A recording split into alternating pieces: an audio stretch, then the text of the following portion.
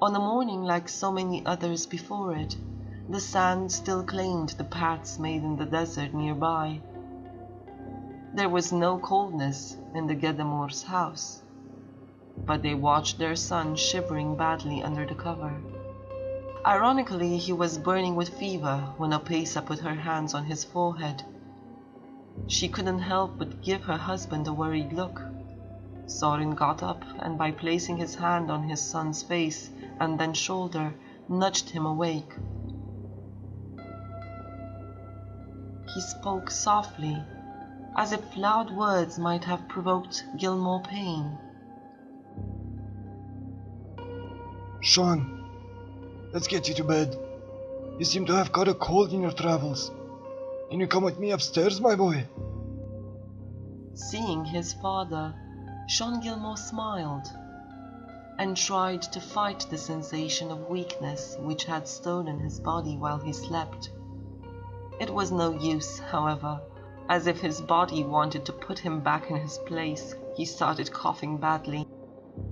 Maybe coughing would help get all the cold air of Whitestone out of his lungs, he thought. His darling mother got off the couch the second she was free to do so and walked towards the kitchen to prepare some medicine and food. A predictable gesture to which Shaun smiled and turned his back, walking up the stairs towards his childhood bedroom. His father accompanied him to the door and guided him inside.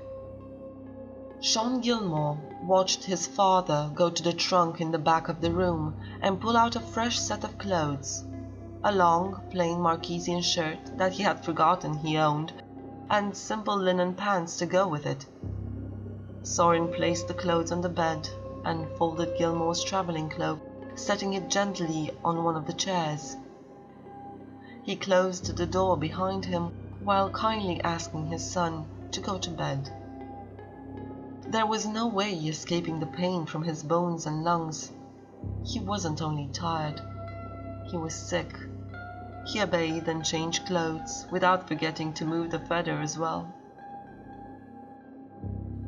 Holding it, he smiled at how ruffled it was due to all the pockets it had been into. He usually didn't take it to bed though, but usually vax'ildan was alive. He also didn't expect sleep to catch up to him so quickly again.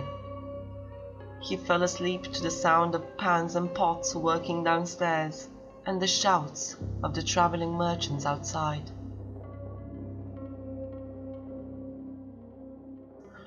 While he could still swear, he heard the familiar sounds coming from the exterior of the house.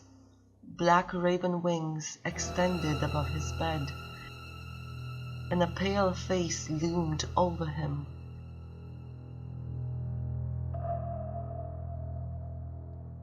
The dark hair flying to the side contoured Vax's features as he leaned over him. Gilmore barely made out whether the face was moving or not. He just muttered, "Vax'ildan." The path of an uncertain heart is not an easy one. He heard Vax's voice speaking his own words. The oversized face shrunk to its normal size, pupils now visible where once there was only blackness. The room faded together with this transformation. There were only threads of life and time around them.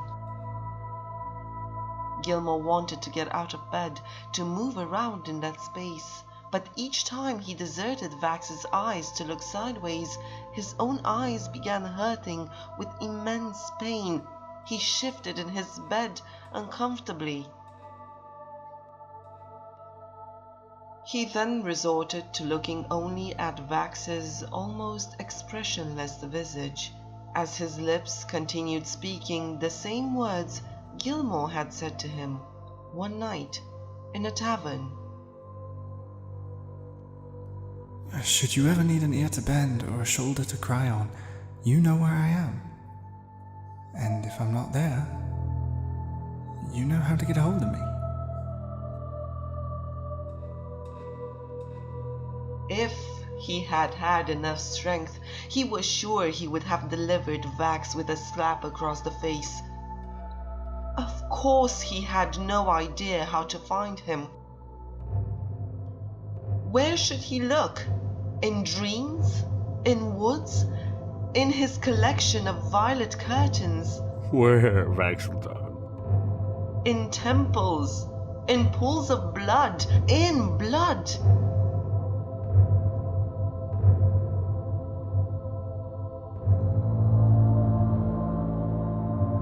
Vax's eyes smiled, and so did his lips, and Gilmore was taken aback. Pain vanished. The familiar feeling of love reigned supreme. He found himself smiling as well, as if he couldn't help it. You are a beautiful arcane bastard.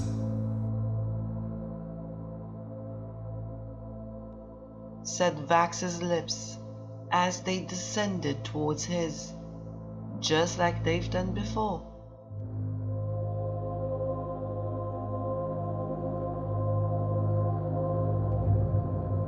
Eternity and a human heartbeat danced in a dream.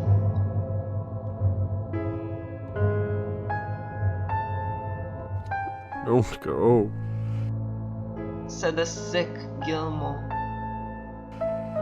That's what my last words should have been to you that morning in Whitestone.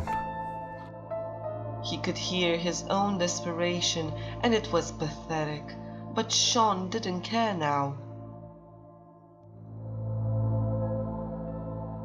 A cold forehead rested on his feverish one, and he knew very well it was all in his imagination. Yet he tried speaking. He tried telling Vax that... Shh. The image of the rogue silenced him, and then smiled. I know.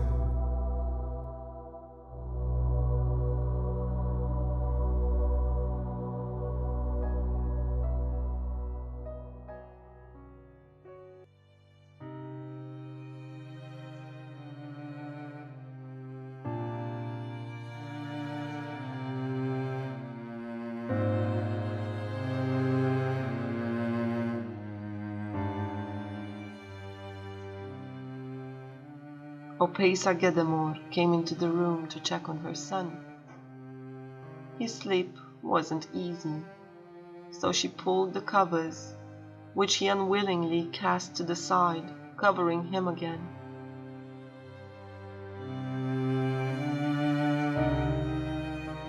She reached out under the bed and pulled a wooden box.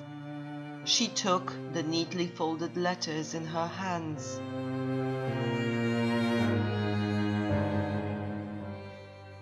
They were Shaun's, but she never knew to whom they were addressed. I wonder, was this Vax the man you've been writing me about? You never mentioned his name. I'm sorry for your loss, my ruined child. In his shallow sleep, he only heard the last sentence. It was the first time somebody told him that they were sorry for his loss.